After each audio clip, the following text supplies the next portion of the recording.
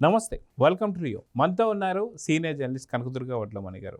Madam నమస్తే. నమస్తే అండి. వారణాసిలో ఒక అత్యద్భుతమైన ఘట్టాన్ని చూపించబోతున్నారని చెప్పి కొంత లీక్ అయితే వచ్చి, సో కుంభకర్ణుడికి సంబంధించి ప్రపంచవ్యాప్తంగా అందరూ ఆసక్తికరంగా చూసే రేంజ్లో ఆ విజువల్ వండర్ ఉండబోతుందని చెప్పి కొన్ని వార్తలు అయితే వచ్చాయి. సో మొత్తానికి ఏం జరగబోతుందంటే ఏం చెప్పి అసలు కుంభకర్ణుడు మనం సంస్కృత రామాయణంలో చూస్తే చాలా అద్భుతంగా వర్ణిస్తాడు. కుంభకర్ణుడి పుట్టుక గురించి అదంతా కూడా అసలు విశ్వావసు మనువుకి కైకసికి పుడతాడు. విశ్వావసు మనువు బ్రాహ్మణుడు, కైకసి ఒక రాక్షసురాలు. కైకసి తండ్రి కోరుకుంటాడు ఒక మంచి బలవంతుడైన కుమారుడు కలగాలి అని. అందుకని మంచి రాకుమారుడు వచ్చినా కూడా వదిలేసి విశ్వావసు మనువుకి ఇచ్చి చేస్తాడు. చేస్తే వాళ్ళు అసుర సంధ్య వేళ వాళ్ళు కలుస్తారు. కలవటం వల్ల విశ్వావసు మనువు చెప్తాడు ఇప్పుడు వద్దు అంటే కూడా వాడు వినదు. సో ఆ రకంగా కుంభకర్ణుడు పుడతాడు. కుంభకర్ణుడికి చాలా బలశాలి కదా ఆయన ప్రార్థిస్తాడు దేవుణ్ణి, నాకు బలం కావాలని అడుగుదాం అనుకుంటాడు. అయితే దేవతలు వీళ్ళందరూ కలిపి సరస్వతీ దేవుని పంపిస్తారు. అతనికి నాలుక మీద ఆవిడ ఆవహించి నిద్ర అని అడుగుతాడు. తర్వాత ఆ నిద్ర అంటే శాశ్వత నిద్ర అంటే కష్టం కదా, అప్పుడు పడుకునే ఉంటాయి. సో 6 నెలల నిద్ర, 6 నెలల మెలకువ. 6 నెలలు పడుకున్నప్పుడు ఎవరైనా లేపితే మాత్రం అతను యుద్ధానికి వెళ్ళినా ఏమైనా చనిపోతాడు, అది శాపం. సో రావణుడిని లేపుతాడు కదా. సో అది మీకు సంపూర్ణ రామాయణంలో కుంభకర్ణుడిని లేపడం అనేది అసలు కుంభకర్ణుడిది ఆకారం చాలా బాగా చూపిస్తారు బాపు గారు. చాలా అద్భుతంగా ఉంటుంది. నేను మళ్ళీ అలా చూడలేదు. అంటే పాత సినిమాల్లో మనకు 1-2 సీన్స్ ఎక్కడైనా చూసుంటాను, నాకు ఇప్పుడు ఎగ్జాక్ట్ గుర్తులేదు. కానీ మన కుంభకర్ణుడు అంటే మనం అక్కడ చూసి చాలా ఆనందిస్తాం. అయితే ఇప్పుడు వారణాసి సినిమాకి వచ్చేసరికి ఇందులో క్యారెక్టర్స్ అన్నీ కూడా చాలా ప్రత్యేకంగా ఉంటాయని రచయిత విజేంద్ర ప్రసాద్ గారు చెప్పడం జరిగింది. విజేంద్ర ప్రసాద్ గారు అంటే మీకు తెలుసు ఎస్ఎస్ రాజమౌళి తండ్రి. సో ఇందులో కుంభకర్ణుడి పాత్ర చాలా ప్రత్యేకంగా మలిచాం మేము.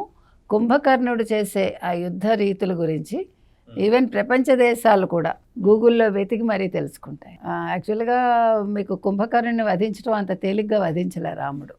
ఫస్ట్ చేతులు ఒక అస్త్రంతో, తర్వాత కాళ్ళు ఒక అస్త్రంతో, మళ్ళీ పుట్టుకొస్తూ ఉంటే అప్పుడు ఐంద్రాస్త్రంతో చంపుతాడు. ఐంద్రాస్త్రంతో చంపినప్పుడు కుంభకర్ణుడు ఒక పెద్ద మహాకాయం కదా, ఆయన ఇలా పడేసరికి ఆయన కింద బోల్డ్ మంది చచ్చిపోతారు, సైనికులు, గుర్రాలు, ఏనుగులు అన్నీ కూడా. అంటే అంత పెద్ద కాయం, ఆయన కాయాన్ని వర్ణిస్తాడు రామాయణంలో. మనం అవన్నీ చదివితే మనకు అద్భుతంగా ఉంటాయి. ఆ కైవారం ఎంత ఉంటుంది, చుట్టుకొలత కైవారం అంటే అతని ఎత్తు ఎంత ఉంటుంది, ఇవంతా కూడా అందులో బాగా వర్ణిస్తారు. సో మనం ఇప్పుడు కుంభకర్ణుడి గురించి గూగుల్లో తెలుగు వాళ్ళు అయితే, తెలుగు వాళ్ళు కానీ హిందీ వాళ్ళు కానీ చక్కగా మనం ఒకసారి రామాయణం చదివితే మనకి కంటి ముందు అంత ప్రత్యక్షం అవుతుంది. సో ఇందులో వారణాసిలో ప్రతి క్యారెక్టర్ ప్రత్యేకంగా కనిపిస్తుంది. కాకపోతే నాకు ఆ నంది తర్వాత అవన్నీ చూపిస్తారు కదా మనకి, అది నాకు బాలకృష్ణ గారి సినిమా ఏంటది అఖండానా, అందులో మీకు అదే రకంగా పోస్టర్ కనిపించింది నాకు. అది ఎంతవరకు కరెక్టో నాకు తెలియదు. కానీ ఏదైనా కూడా అంటే మీకు దేవుడి వాహనాలు కాబట్టి అవే రావచ్చు, మనకు తెలీదు. దేవుళ్ళకి వాహనాలు ఉంటాయి కదా మనకి అదొక ప్రత్యేకత. అంటే వారణాసి అంటే గ్లోబల్ ట్రాటర్ అని చెప్పేసి అన్నారు, ప్రపంచ సంచారికుడు అని చెప్పేసి, యాత్రికుడు అని చెప్పి, టూరిస్ట్ అని చెప్పి, ఇలా ఎన్నో చూసాం. అయితే ఇప్పుడు సడన్గా కుంభకర్ణుడికి సంబంధించిన కథ ఎందుకు వస్తుంది? అదేవిధంగా గతంలో రాజమౌళి గారు ఒక మాట అన్నారు, మహాభారతం తీయడం నా డ్రీమ్ అని చెప్పేసి అన్నారు. సో ఈ వారణాసి నుంచే ఆ యొక్క మహాభారతంలోకి ఎంట్రీ ఇవ్వబోతున్నారా?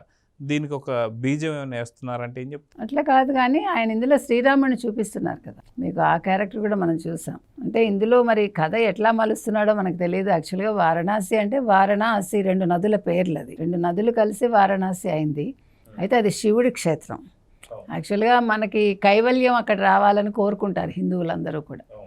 మనం చివరి దశ అక్కడ వెళ్ళాలని. ఒకప్పుడు అసలు కాశీ వెళ్ళటం అంటే కాశీయాత్ర మీద ఏనుగుల వీరాస్వామయ్య గారని ఆయన రాశారు పుస్తకం, కాశీయాత్ర మజిలీన కాశీయాత్ర చరిత్ర ఏమో రాశారు ఆయన. అంటే అప్పుడు కాశీ వెళ్ళటం ఎంత కష్టం అనేది, ఆ కాశీ వెళ్ళిన వాళ్ళు కాటికి వెళ్ళిన వాళ్ళు సమానం అనేవాళ్ళు. కానీ మనకి ఇప్పుడు ప్రతిదీ ఈజీనే. ఇంకొకటి ఏమైందంటేనండి, మనకి కరోనా వచ్చాక ప్లస్ మనకి సంపాదన ఎక్కువ అయ్యాక ప్రతిదీ తెలిసేసుకోవాలి, ప్రతిదీ చూసేసేయాలి అని ఒక తపన పెరిగిపోయింది మనకి.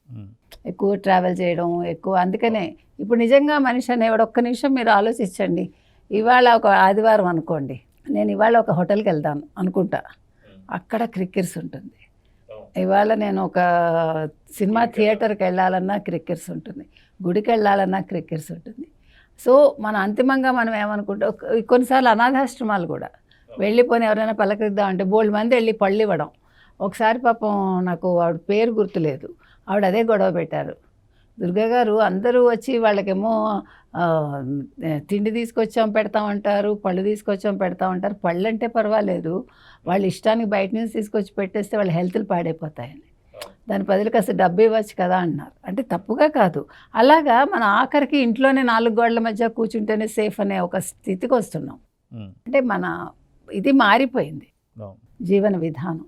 ఏది ఏమైనా ఇవాళ వారణాసి అనే సినిమాలో ఆయన ఏం అద్భుతాలు చేయబోతున్నారు రాజమౌళి గారు అంటే మనకు అంతుపట్టడంలా. ఎందుకు కుంభకర్ణుడి పాత్ర వచ్చింది అంటే కుంభకర్ణుడిని ప్రత్యేకంగా ఎందుకు తీసుకొచ్చారు, ఆ కుంభకర్ణుడిని ఎలా ఎలివేట్ చేయబోతున్నారు ఆయన. ఎందుకంటే కుంభకర్ణుడు అంటే మనందరికీ ఇష్టం, అతను అలా చనిపోవటాన్ని కూడా మనం జీర్ణించుకోలేము యాక్చువల్గా. అంటే మనం రామాయణం ఎప్పుడు చూసినా మన కుంభకర్ణుడి చావు అనేది మాత్రం మనందరికీ కూడా కొంచెం బాధాకరమైనది.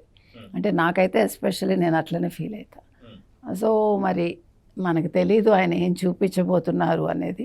మొత్తం మీద కుంభకర్ణుడికి కూడా ఒక మంచి గుర్తింపు తీసుకొస్తారా వారణాసి సినిమాలో అనేది మాత్రం మనందరం ఎదురు చూడాలి. సో చూద్దామని ఖచ్చితంగా మీరు అన్నట్టు కుంభకర్ణుడి పాత్ర ఎలా ఉండబోతుంది, అసలు నిజంగా గూగుల్లో సెర్చ్ చేసేంత దాకా నిజంగా వారణాసిలో ఎలాంటి స్టోరీ పెట్టబోతున్నారు అనేది చూద్దాం. మరి నమస్తే. నమస్తే.